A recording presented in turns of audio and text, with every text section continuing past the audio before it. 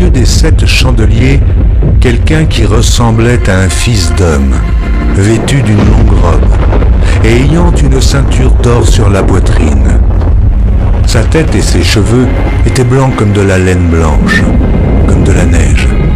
Ses yeux étaient comme une flamme de feu. Ses pieds étaient semblables à de l'airain ardent, comme s'il eût été embrasé dans une fournaise.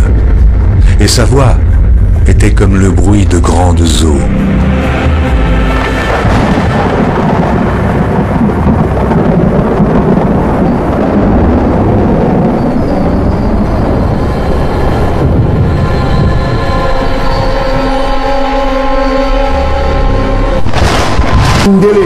Donc, Edom, c'est les Mindélé. Pour ceux qui doutent, ils peuvent aller voir ces vidéos que nous mettons sur l'écran. Vous comprendrez qui est Edom. On a déjà défini cela selon l'esprit de Tatanzam. Kembo kembo na Tatanzambi ya mazulu. Kembo kembo na mfumu wetu Isaya Kungu. Bonjour à tous les Bantous partout où vous êtes, que le Tout-Puissant bénisse son peuple partout où ils sont. Et aujourd'hui, nous venons avec beaucoup de gravité pour vous donner encore l'histoire du peuple Bantou. Nous avons beaucoup de faits ici qui prouvent que les anciens Israélites étaient des Noirs. On repense toujours à notre frère Samba. Dans le commentaire, a montré qu'il avait beaucoup d'ignorance. Et nous sommes ici pour aider notre frère, comme pour aider nos frères nombreux qui sont encore captifs de l'église catholique diabolique des Dômes. Donc pour faire sortir tous ces frères et sœurs de l'église catholique des Dômes, nous savons que, selon la Bible, les Israélites antiques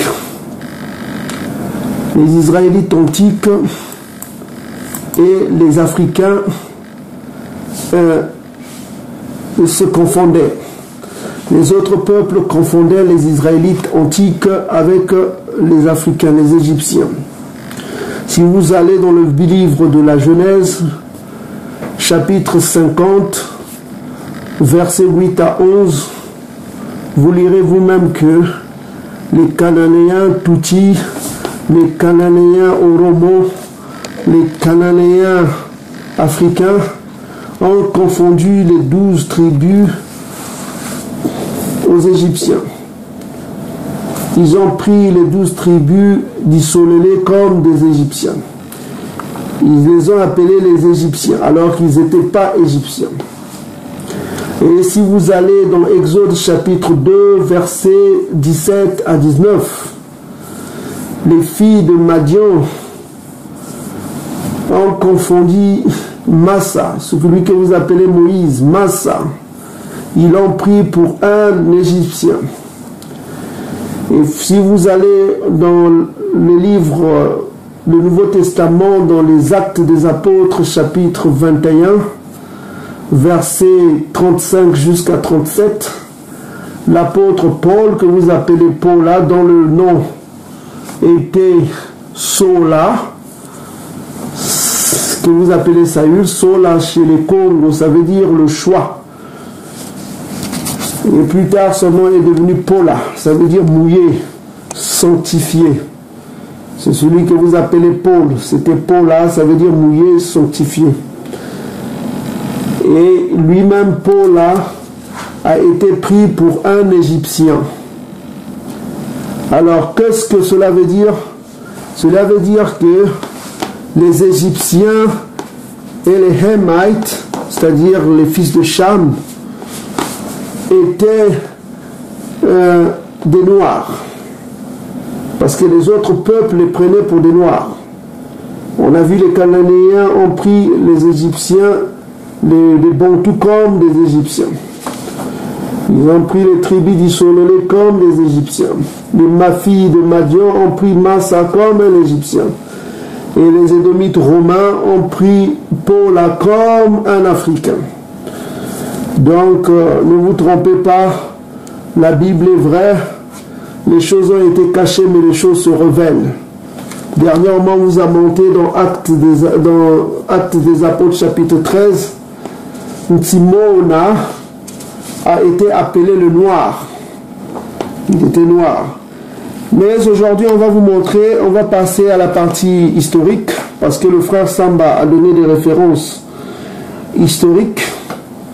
Il a parlé des Édomites. Et nous allons lui montrer, nous allons aller dans le même sens, puisqu'il aime plus écouter les Édomites que les prophètes Congo. Je ne sais pas s'il connaît les prophètes Congo qui ont existé, parce qu'il faut savoir qu'il y a eu des prophètes Congo dont les gens ne parlent pas. Les gens connaissent Mama Mafuta, ils connaissent Mama Vita Kimpa. Ils ne connaissent pas d'autres prophètes qui se sont manifestés dans le royaume Congo. Le prophète Mbwe Lamwanda, il y a eu le prophète Mbwe Lamwanda qui avait prophétisé l'arrivée des Édomites qui envahiraient le royaume Congo. Ça, c'était en 1457. Le prophète Mbwe Lamwanda, c'était un grand prophète Congo. Les gens connaissent Simon Kimbangu, mais ils ne connaissent pas le prophète Mwanda. Ils ne connaissent pas qu'on a eu des gens, les Vitankanga, qui ont été assassinés par les Portugais. Et nous avons encore eu des prophètes comme Nebiandanganga. Donc, ça, c'est les prophètes Bakongo dont on ne parle pas beaucoup. On ne parle pas d'eux. On parle de Mama Mafuta, de Vita Kimpa, mais on ne parle pas de ces prophètes-là. On ne parle pas de Vita Kanga. On ne parle pas de ces gens qui ont été assassinés aussi. Donc, aujourd'hui, on va voir la partie historique. On va voir un peu dans ce livre-là que je vous avais déjà monté, c'est Bédéker. C'est un très vieux livre de Bédéker. C'est un érudit édomite qui raconte un peu. C'est un livre qui date de 1914. Comme vous pouvez lire ici, 1914. Vous pouvez vous-même lire. C'est un livre qui date de 1914. Bédéker, Karl Bédéker. C'est un érudit qui a beaucoup voyagé et qui a écrit beaucoup de livres, qui a étudié beaucoup les ethnies africaines, et il va nous révéler quelque chose ici. Donc on va aller à la page ici, là où on parle des populations, le volet 2. On va lire ici ce qu'il dit. D'après leurs monuments, c'est-à-dire les monuments égyptiens écrits, les Hamites, c'est-à-dire les Africains, sont considérés par les philologues. Les philologues, c'est ceux qui étudient les civilisations antiques, hein, qui étudient les philosophes. C'est pas les philosophes, les philologues, c'est plutôt ceux qui étudient les civilisations. Notamment Ranresh. Ranresh est un philologue, il a écrit beaucoup de choses, et puis il faut connaître ce qu'il a écrit. Donc vous pouvez voir sur l'écran, c'est Léo Ranresh. C'était un philologue autrichien, Osterwalch. Ça c'est en allemand. Tout est écrit en allemand parce qu'il n'y a pas la version française sur Wikipédia. C'est un grand philologue autrichien qui a écrit, c'est un égyptologue, hein, ici on écrit même égyptologue, vous pouvez lire, und Africans, il a étudié l'Afrique, hein. Il était égyptologue et africaniste, hein. Und ça veut dire et, hein, en allemand. Ok. Donc ce philologue a écrit ceci, parce qu'on a parlé d'autres philologues aussi ont affirmé la même chose, hein. On va lire ce qu'ils ont affirmé. Ils ont dit ceci que, voilà, on répète, les Hamites c'est les fils de Cham, hein, sont considérés par certains philologues contemporains, notamment on a donné entre parenthèses Ranrich, qu'on a vu tout à l'heure, Léo Ranrich, comme le prototype des Sémites. Comme le prototype des Sémites, c'est-à-dire les Hamites. Prototype, ça veut dire proto. Type, ça veut dire photo proche, proto. Photo proche, c'est-à-dire une photo, une copie caractéristique des Sémites. Donc les Sémites étaient comme les Hamites, c'est-à-dire ils ressemblaient aux Hamites. C'est justement ce qu'on vient de lire dans la Bible. On prenait les Sémites pour les Hamites. Et ici on confirme cela que les Hamites étaient les prototypes des Sémites. Et puis on dit que ils ont présenté les caractéristiques les plus élémentaires et les plus primitifs. Voilà. Donc les Hamites et les comment on appelle, et les Sémites, ils étaient des Noirs. Ils étaient des Noirs, c'est ce qu'ils veulent nous dire ici. Donc, ça c'est des vérités que les gens ne savent pas. Ça c'est les vieux livres que les gens ignorent, c'est un très vieux livre. C'est vraiment intéressant ce livre-là. C'est là où on vous avez montré dernièrement, là où on a parlé que les Ouest africains c'est des Hamites. Ceux qui sont en Afrique de l'Ouest en majorité. Et ce livre-là, je vous le recommande, c'est Bédeker. Vous en trouverez, c'est des livres très très chers maintenant, parce que c'est des ventes aux enchères, tout ça comme ça. Voilà quoi, c'est un de mythes qui m'avait vendu ce livre-là. C'est très intéressant, il s'en occupait pas, il ne croyait pas la valeur de ce livre, et quand j'ai lu ce livre, j'ai vu la valeur de ce livre, il y avait beaucoup de secrets qui sont révélés, on vous révélera d'autres secrets. Donc pour aujourd'hui c'est ça. Donc avant de terminer, on va vous montrer aussi quelque chose, parce qu'il y a beaucoup de Bantous qui ne savent pas que... Parce que quand on va dans les écoles Bantous, il faut savoir que ceux qui nous gouvernent dans les pays Bantous sont en majorité des francs-maçons. Hein. Des francs-maçons qui ont été institués par Edom. Donc, quand on examine un peu le passé de notre passé, il faut savoir que... Nous allons naturellement faire appel à l'histoire. Et cette histoire commence avec un terme, le terme nubien. Si je pose la question de savoir ce qu'est un Nubien, on me répondra qu'un Nubien est un habitant de la Nubie. Maintenant, si je demande à chacun ce qu'est la Nubie, on me répondra que la Nubie est l'ancien nom du Soudan. Nous connaissons tous les pharaons dits nubiens, à l'exemple de Taharka, Shabaka, Shabataka ou Pianki, etc. Nous connaissons également l'histoire glorieuse des Candace. En réalité, le terme nubien désigne couramment ces populations d'Afrique qui vivent sur ce territoire anciennement appelé le pays de Couche et dont les villes les plus célèbres sont Napata et Meroé. Territoire qui semble avoir été le laboratoire qui aura préparé les principaux traits culturels que l'on retrouve magnifiés à Tamiri, c'est-à-dire en Égypte antique.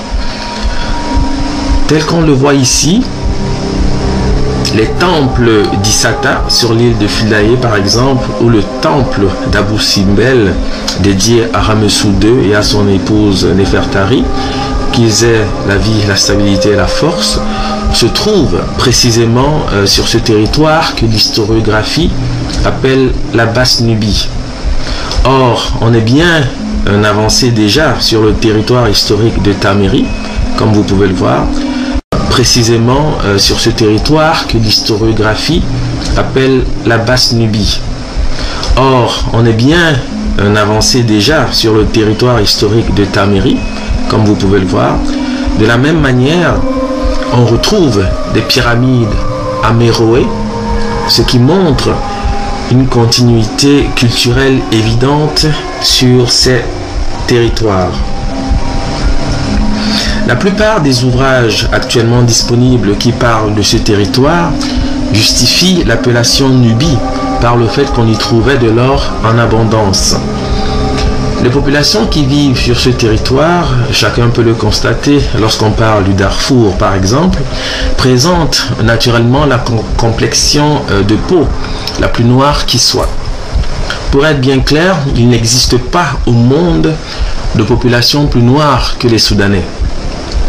Maintenant, par Soudanais, je souhaite qu'on entende pas seulement les populations du Soudan actuel, pays qui résulte d'un découpage colonial arbitraire, parce que les Tchadiens sont des Soudanais, les Sénégalais sont des Soudanais, les Maliens sont des Soudanais, etc. Et le terme Soudan lui-même provient de l'expression arabe Blad es-Soudan, qui signifie littéralement le pays des Noirs. Maintenant, pour bien inscrire dans l'esprit de chacun que le terme soudanais ne fait pas exclusivement référence au Soudan actuel, j'évoquerai un ouvrage bien connu dans l'historiographie africaine, à savoir le Tariq es-Soudan. Ce livre a été rédigé vers 1655 par Abdel Saadi, un kamite arabisant, dans lequel ce dernier présente précisément l'histoire du Soudan précolonial. Or, bien évidemment, dans cet ouvrage, il est question de l'empire du Mali, avec Sundiata, du Songhai, avec Soni Alibert, de Ghana, avec les Askia, etc., ce qui nous situe déjà dans le golfe de Guinée. Il est donc bien évident que dans la compréhension originelle du terme Soudan, celui-ci englobait des populations qui se retrouvent aujourd'hui en Afrique de l'Ouest. Du reste, l'ancien nom colonial du Ghana actuel est la Côte d'Or, nom qui perpétue cette tradition qui consiste à voir dans ce territoire la source de tout l'or qui aura alimenté des siècles durant non seulement les temples de Kemet, mais également ceux du Mali, du Songhai et de Ghana. Il est donc juste, nous semble-t-il, si l'on s'en tient aux éléments précités, de dire que ce Soudan historique, cette Nubie historique, s'étend en réalité d'est en ouest, puisque tous ces territoires sont le domaine des empires décrits par Abdel Saadi dans le Tariq es-Soudan. On ne peut pas appeler Soudanais et donc Nubiens des populations qui vivent au Ghana, même si le Ghana actuel n'est qu'une partie du Ghana historique, sans que les populations qui vivent au Bénin, au Burkina Faso et en Côte d'Ivoire ne soient elles aussi des Nubiens. Tout comme on ne peut pas appeler Nubiens des populations qui vivent au Tchad, sans que celles du Nigeria, du Cameroun et du Centrafrique ne soient elles aussi considérées comme telles. Cela tombe sous le sens pour l'unique raison que ces pays que je viens de citer sont en réalité des créations coloniales non opératives dès lors qu'il s'agit de décrire l'Afrique précoloniale. Le terme nubien en lui-même apparaît pour la première fois dans la géographie de Strabon, qui est un auteur grec du 1er siècle de l'ère actuelle. Ce n'est donc pas un terme kamite, mais bien un mot employé par les Grecs du début de l'ère actuelle pour désigner les habitants de cette région. Ce qui est curieux, et j'aimerais maintenant attirer votre attention là-dessus, c'est que le mot Nubie est absolument absent de la géographie kamite. Pour nommer cette région, les Kamites employaient un terme générique qui est Tasseti et qui signifie le pays de l'arc, parfois traduit par le pays des archers. Et cette région était divisée en deux territoires, Wawat d'une part et Couche d'autre part. Ainsi donc, le terme Nubie n'est pas un terme africain, mais un terme employé par les Grecs, je le répète, pour désigner le territoire dont il est question dans cette communication. Or, ce territoire historique porte un autre nom, comme on le voit sur cette carte, qui représente la géographie du monde vue par Strabon. Ce territoire porte le nom historique d'Éthiopie et la côte occidentale de l'Afrique est appelée Éthiopie occidentale. Ce qui montre bien, s'il le fallait encore, que le terme Éthiopie employé par les Grecs ne désigne pas seulement l'Éthiopie actuelle, mais toute l'Afrique connue de cette époque par les Grecs, et notamment l'actuel Mali, Ghana, Côte d'Ivoire, Sénégal, etc. Ce qui me permet de rappeler ce que disait déjà Diodore de Sicile, auteur grec contemporain de Strabon, à propos de Kémet. Celui-ci écrit dans sa bibliothèque historique: on soutient que les Éthiopiens sont les premiers de tous les hommes et que les preuves en sont évidentes. D'abord, tout le monde étant à peu près d'accord qu'ils ne sont pas venus de l'étranger et qu'ils sont nés dans le pays même, on peut à juste titre les appeler autochtones. Ensuite, il paraît manifeste pour tous les hommes qui habitent le Midi que tous les hommes qui habitent le Midi sont probablement sortis les premiers du sein de la terre. Car la chaleur du soleil séchant la terre humide et la rendant propre à la génération des animaux, il est vraisemblable que la région la plus voisine du soleil a été la première peuplée d'êtres vivants. On prétend aussi que les Éthiopiens ont les premiers enseigné aux hommes à vénérer les dieux, à leur offrir des sacrifices, à faire des pompes, des solennités sacrées et d'autres cérémonies par lesquelles les hommes pratiquent le culte divin. Aussi sont-ils partout célébrés pour leur piété, et leurs sacrifices paraissent être les plus agréables à la divinité. À l'appui de cela, nous avons le témoignage du poète le plus ancien et le plus admiré des Grecs, qui nous représente dans son Iliade Jupiter et les autres immortels se rendant en Éthiopie pour recevoir les offrandes et les festins que les Éthiopiens leur offrent tous les ans. Jupiter a traversé hier l'océan pour se rendre chez les braves Éthiopiens qui lui préparent un festin. Tous les dieux le suivaient. On remarque que les Éthiopiens ont recueilli de la part des dieux la récompense de leur piété en n'ayant jamais essuyé le joug d'aucun despote étranger. En effet, de tout temps, ils ont conservé leur liberté et, grâce à leur union, ils n'ont jamais été soumis par les souverains qui ont marché contre eux et donc aucun n'a réussi dans son entreprise. Cambyse, qui avait tenté une expédition en Éthiopie, il perdit toute son armée et courut lui-même les plus grands dangers.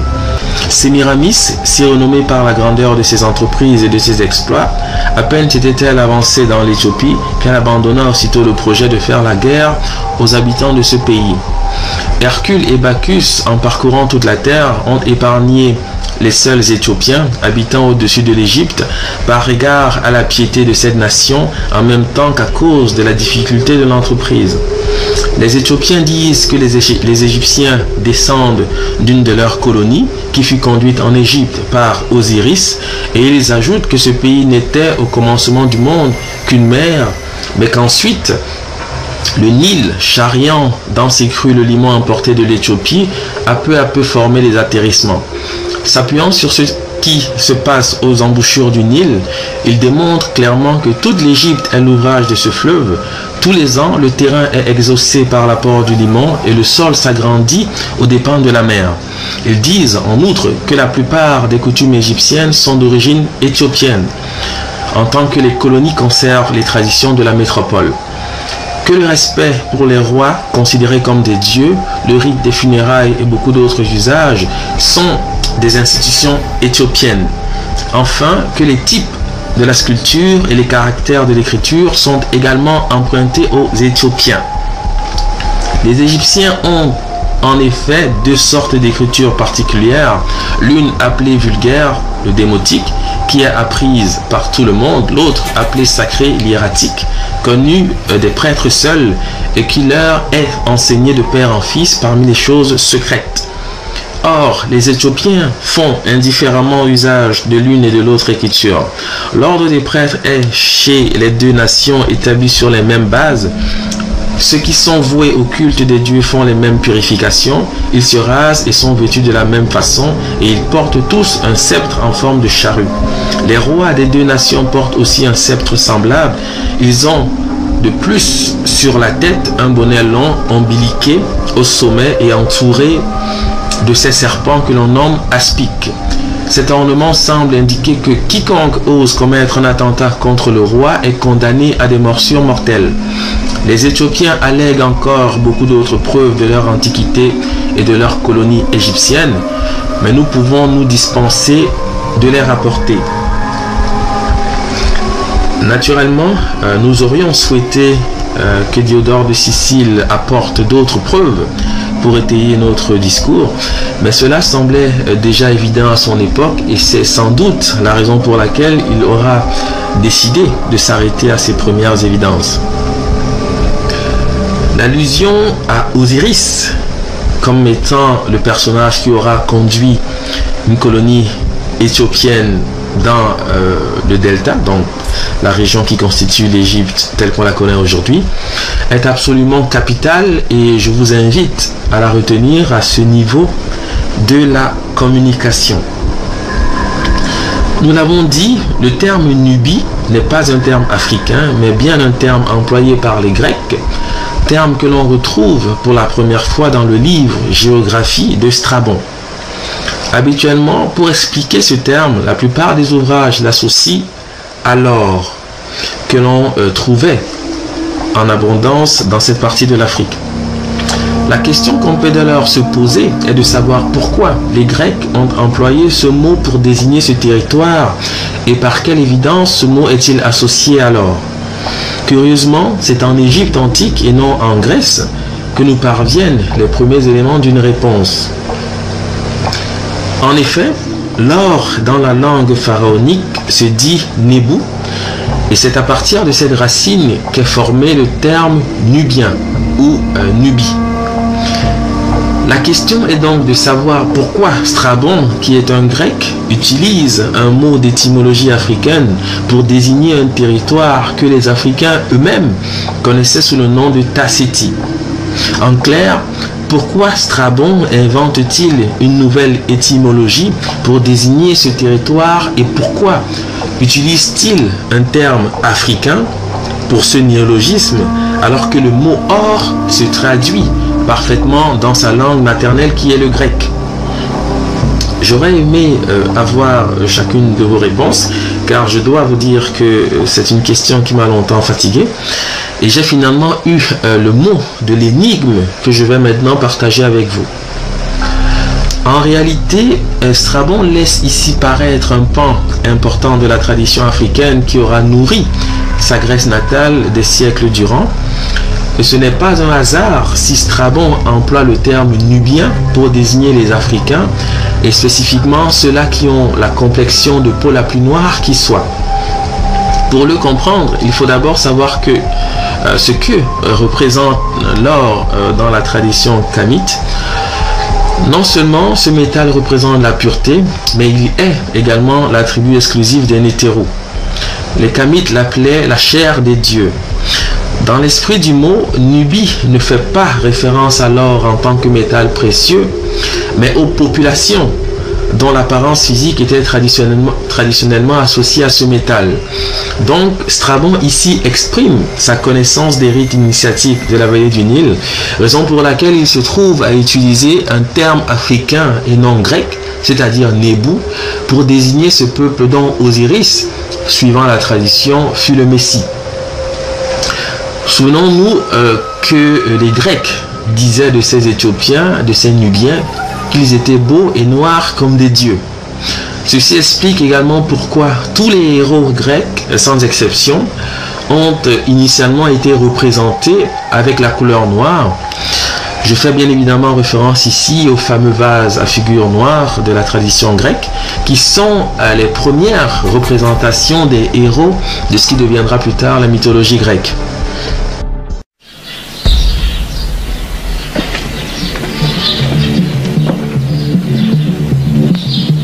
Il y a 5000 ans, ce pays était déjà le berceau d'une civilisation inégalée à bien des points de vue dans l'ancien monde.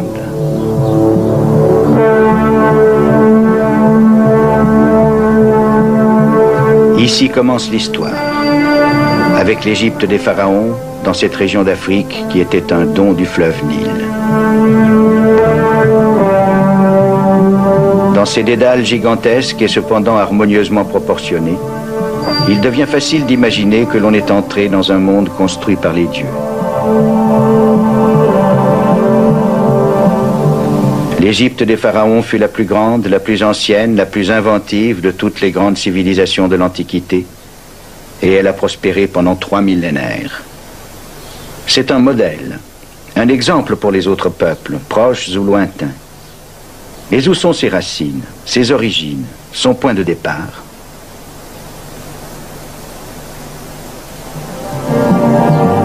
Ici se sont succédés dynastie après dynastie, les rois ayant porté à la fois la couronne de la Haute-Égypte et celle du Delta. Ces rois, qu'avaient-ils de commun avec l'Afrique? Une si grandiose architecture ne pouvait sûrement rien devoir à une Afrique qui, disait-on, n'avait créé ni industrie, ni art, ni science. Comment cette grande hiérarchie de dieux et d'esprits pourrait-elle avoir un quelconque rapport avec les marmonnements superstitieux des peuples noirs de l'Afrique centrale?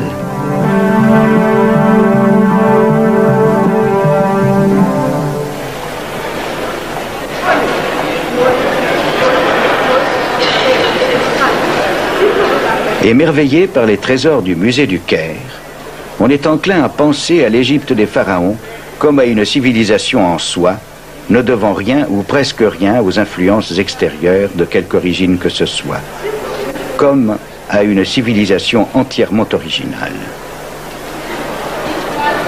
En écoutant le guide, la plupart des visiteurs doivent penser que cette statue, celle du jeune roi Toutankhamon, peut bien être devenue noire au cours des siècles, mais qu'en aucun cas elle ne pourrait avoir été à l'origine la statue d'un noir.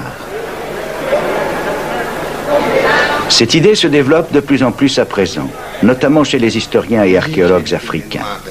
L'un des spécialistes les plus reconnus est le professeur Cheikh Anta Diop du Sénégal.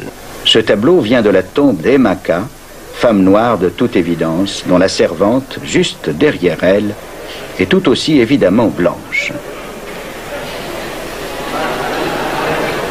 Les enfants royaux étaient donc souvent noirs, eux aussi, comme le roi Sénusret, portant ici la couronne blanche de la Haute-Égypte.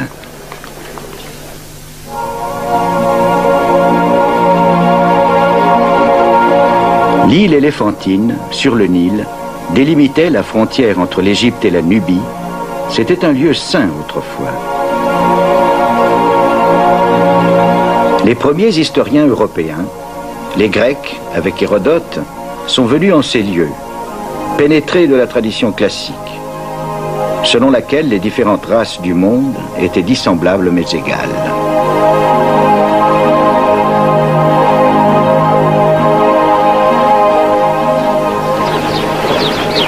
Les Grecs connaissaient bien l'Égypte et étaient persuadés que les Égyptiens d'origine étaient des Noirs du Sud venus s'installer sur les rives du Nil. Hérodote, quant à lui, n'est jamais allé plus au sud, arrêté par la première cataracte.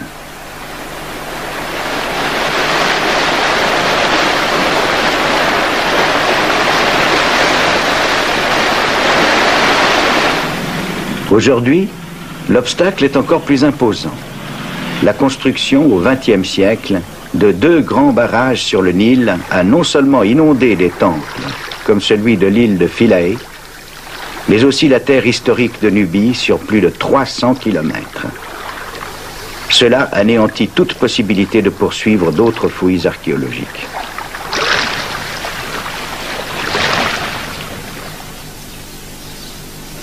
Le temple grandiose d'Abou Simbel fut soustrait à temps et avec maestria à la montée des eaux, puis reconstruit à l'abri et à proximité.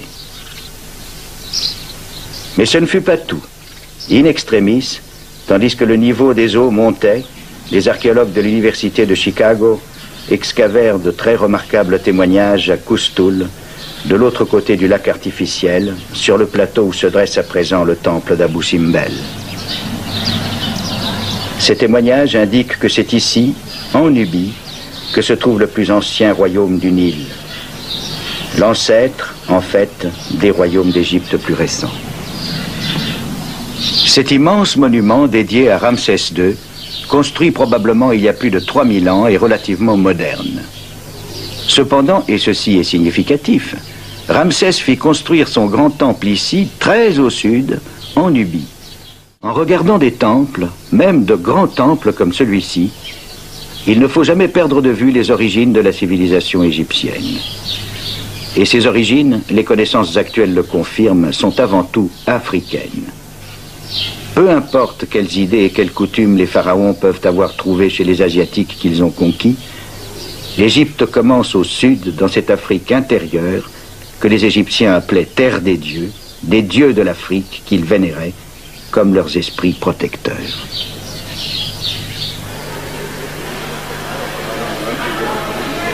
Puis, les conquêtes égyptiennes cessèrent. 4 siècles plus tard, ce fut au tour des rois de Nubie, en marche vers le nord, de soumettre le pouvoir égyptien.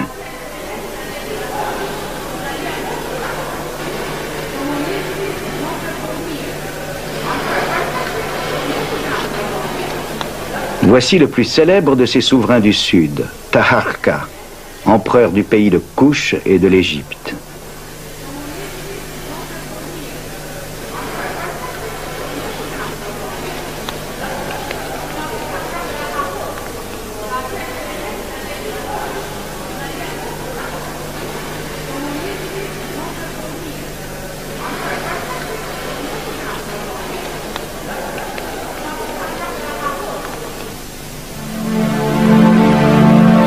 Vers 650 avant Jésus-Christ, les rois nubiens qui avaient soumis l'Égypte allaient se retirer vers le sud, à Napata, puis vers la nouvelle capitale de leur royaume Kouch, Méroé.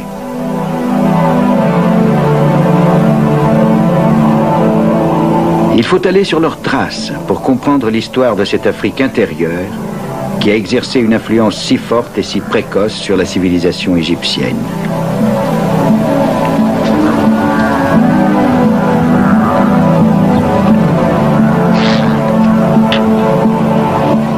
La cité de Méroé se trouvait à 1500 km au sud de l'ancienne frontière, en plein cœur de l'Afrique.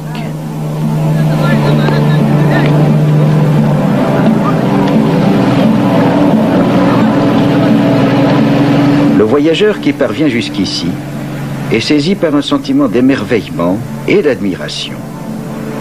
Dans ce désert sans pitié, comme découpé dans la montagne, se dresse l'une des plus surprenantes découvertes de l'histoire de l'Afrique. Les ruines d'une civilisation perdue apparaissent à l'horizon comme naufragées dans les sables du temps.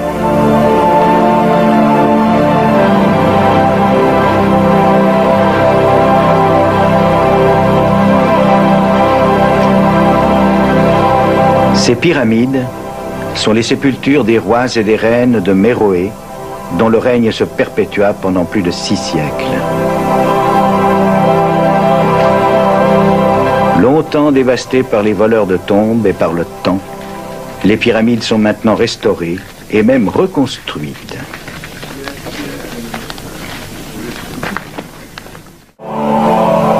Leur image est gravée dans la pierre. Mais comment était-il vraiment ?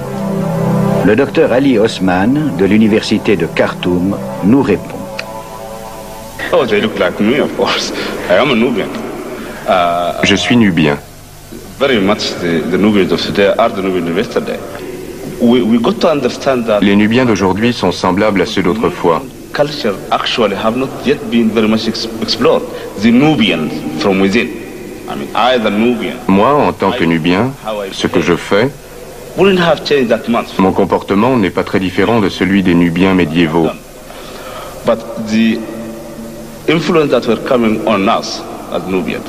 Mais différentes influences se sont succédées depuis les Égyptiens.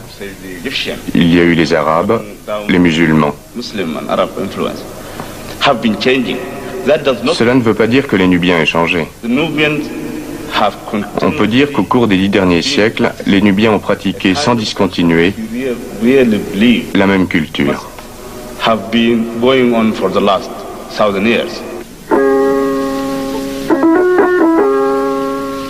Au cours de l'histoire, les Nubiens et leurs voisins ont tout de même subi bien des changements plus ou moins bien accueillis. À une époque, Méroé est tombé devant les armées d'Aksum, ancien royaume des montagnes d'Éthiopie. Plus près de nous, ce sont les Turcs et les Anglais qui ont lancé leurs armées d'occupation. Enfin, ce fut l'influence islamique la plus durable de toutes.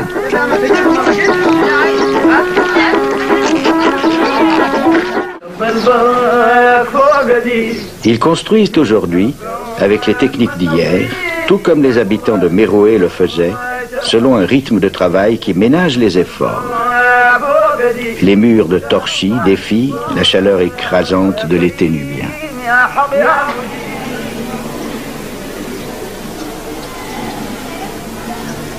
Leurs lits ressemblent à ceux de leurs lointains ancêtres, comme celui conservé au musée de Khartoum, avec un modèle de repose-tête toujours identique depuis 5000 ans d'un bout à l'autre de l'Afrique.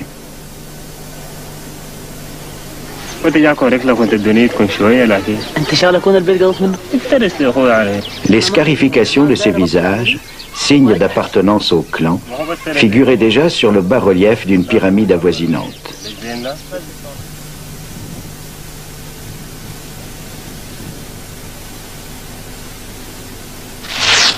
Ici, cachée dans le sable, une stèle de pierre gravée.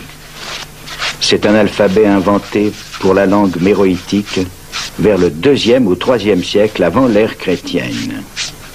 23 signes pour les lettres et un autre pour séparer les mots.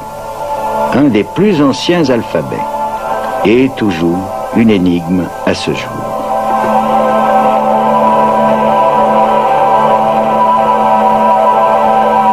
Dans les riches maisons qui entourent le temple, on peut imaginer le confort et les plaisirs de la vie méroïtique. On ne trouve nulle part ailleurs dans la vallée du Nil des poteries de ce style, spécifiquement nubien.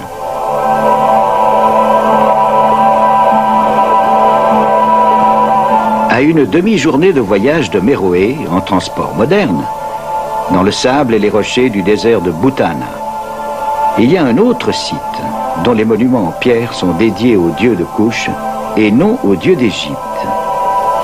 Ce lieu s'appelle Mozawaret aujourd'hui.